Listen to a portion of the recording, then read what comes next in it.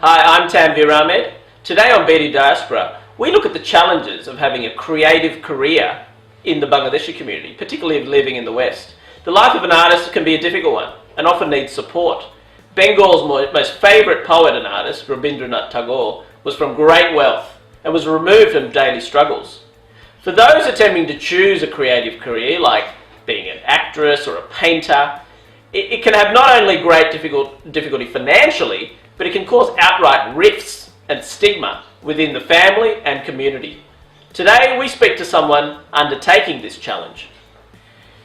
Now your name, Misty Morgan, certainly doesn't sound typically Bangladeshi. Now there's a story behind that, isn't it? Tell us about that. Yes, there is a story. So Misty is my my Bangla name, and when I did delve into the creative side, because of my family, I wanted to protect them, and I was unsure about this career. I was never sure if this was what I was going to stick to. I created a false last name it was like my star name, and I really liked the alliteration and it was a nickname got given to me, so I just went for Misty Morgan. It was more whitewashed, and I thought, it'd be great for roles, and it was my star name. But as I got older, and I'm proud to be Bengali, and I think once I came out and I told my parents I'm doing acting and this is my profession and I take it seriously, I spoke to my agency and I said to them, look, when you market yourself, what's the best way? They said, Misty Morgan would be great, like it rolls off the tongue, it's easy to pronounce, but so is Misty Raman. They were like, look, your last name isn't bad to pronounce, but how do you want to identify yourself? And I said, I'm a Bangladeshi, I want to represent my culture.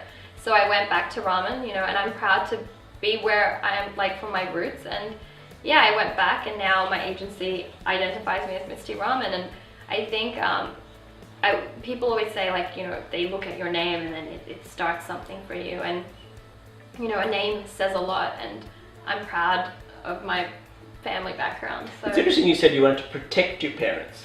Yeah, originally I didn't want them to find out. I thought it would be easier if, because of the internet and social media, things just spread, and I thought maybe, family members and relatives won't recognize the name.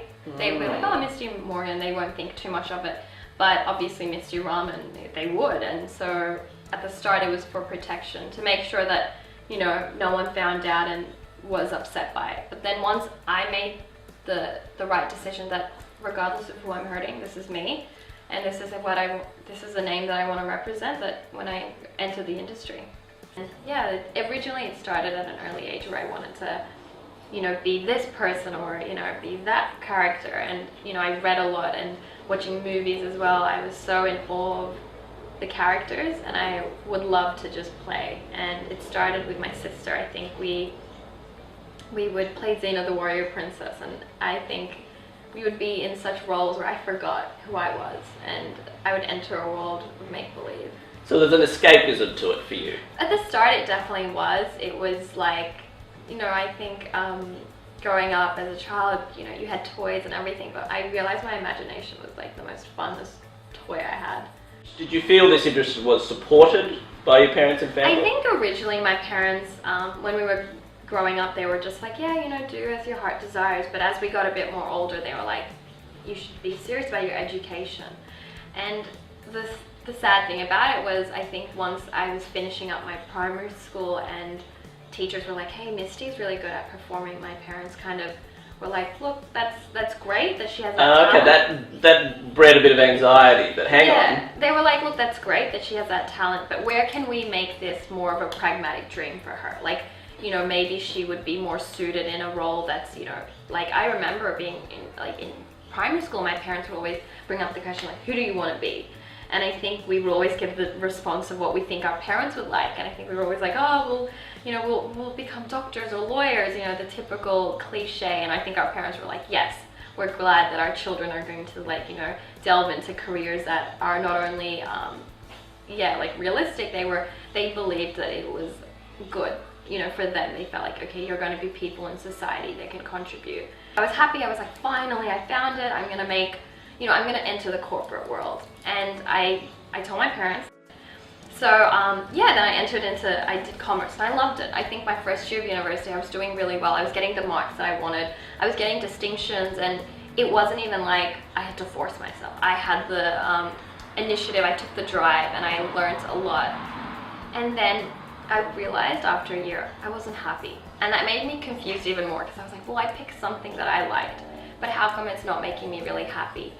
And luckily, it's funny because I feel like life always leads you back to like where you should be. An incident happened where someone recognized me, and they said, look, an upcoming movie for Pirates of the Caribbean's coming up. We think you'd be great for the role. And I not only got asked, but it was by an agency, so they had knowledge in the industry, and they said, look, we think you fit the role, the look of the character, you've got something about you, why don't you go for this audition? And this was about in 2014 when I went for the audition, with no acting background whatsoever. So this is the movie, this is the blockbuster. This is the blockbuster. I get asked to do a leading role, and I remember being asked by my agency and being absolutely nervous. I was like, no, having self-doubt, being like, I don't know if I can do this. I don't have any acting background. I don't even have, like, I can't even call up my mum and dad and be like, hey, I got this great opportunity. I couldn't really express this great thing that had happened to me. So I had less than 24 hours to learn the script and then go in and... Would a Bangladeshi know what a pirate is?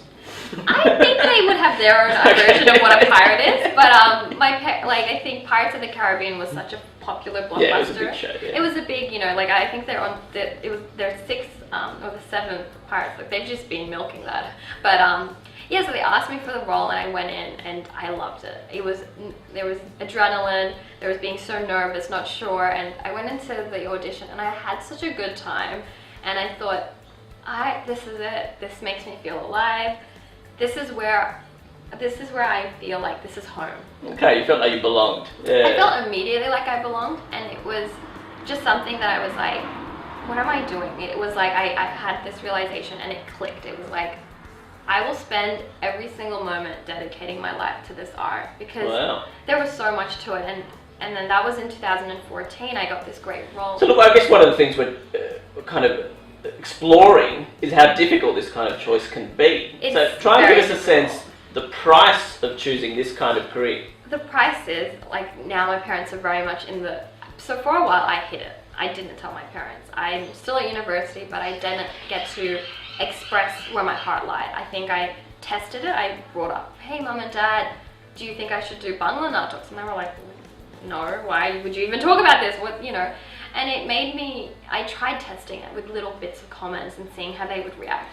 Initially, they just blew it off. But then when I finally said, yes, I've decided where I'm going to like dedicate my time and my soul, where my soul is at, they were very, they didn't like it. First of all, I think my parents were like, no, you're being a silly little child. Go back to your studies. So they were angry. They were very, I think they were more disappointed. It wasn't even anger, they were more like, you've disappointed us, because you should be doing something that we know that's going to be fruitful for you in the future. Education, put all your time and energy into study. And I said to them, being a performer doesn't mean that you don't study. It doesn't mean that, you're not, there's no discipline in it. There is. And they have their own preconceived ideas of the industry. They don't think it's healthy. They think it's a toxic environment. They don't think it's good for your self-esteem, and I get that. I get where they're coming from. So it's coming from a place of love. It's coming from a place of love, but it's also coming from a place where they don't also know the industry. Yeah. Like the people that can tell you are the people that are in the industry. It's hard, but so is so many jobs. No job has... What's that side for you? Coming from your background, there's very few people in the Australian, I guess, performing arts. Well, let's just say in my class, I am the only brown skin in my class right now. Not to say that there's no, ethnic people who are entering the industry, but it's definitely not as common. I've never really shied from controversy. I think it comes with the territory, and I can't say no to certain things. I think whatever suits what I'm comfortable with, I can do. But at the moment, I haven't reached a role where it's it's this role or that. I've had directors be like, how comfortable are you with showing skin? And I've said, look, I'm to an extent, but everything, if it's done in a tasteful manner, and we're trying, a film is to tell a story. If it's telling the story in a great way, and it's following those guidelines, then I'm happy to do, So how has it actually affected your relationship with your parents, your family? To be honest, I think we're in the bad stage of it in terms of they haven't come along to it. And I hope with time, when they can see, first of all, it makes me really happy. Second of all, it's creating a life for me. I hope one day they'll come around. But as of now, they're not. So in terms of them not coming around, so what's the day-to-day? How does that play out? It's not having it's not having someone to go to and tell them about my day. You know, I feel like I shy away. I don't tell them more about me. It makes it definitely very hard to, you know, I think as a child you want to be able to tell your mum and dad, hey, this is what I'm really passionate about, or this is what I like. I don't get that luxury. I feel like when I tell my parents, they don't lend me an ear. So just sense they've rejected you almost? It's almost they're waiting for this phase to leave. They're hoping it falls down. I think I'm not getting the support and the love that I want, and unfortunately I've got to do that for me. And that it's been hard, but it makes me realize that I love it more. And I think life is one of those things where if you really love something, it's going to challenge you.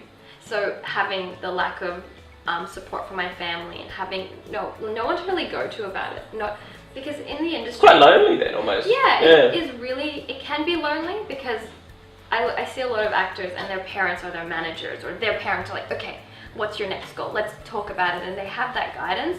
But because I don't have that guidance right now, it almost makes me feel like I'm looking for it from teachers, or I'm looking for it from fellow actors. Look, I traveled to America for it. It made me want to go to LA and learn from directors, and it's a bit lonely, but it's making me really, it's like I'm becoming more comfortable in my skin. And one day, if I ever, you know, like let's say if I ever have people around me, I can guide them, and that keeps me going, and that makes me happy, knowing that one day if some other child wants my help, someone from my background, he's like, hey Misty, I want to enter a creative industry, you know, they can come to me and I can be like, look, I struggled, but here I am today, you know, still passionate about it, still driven. And even though I don't have my parents holding my hand through this, you know, that's okay.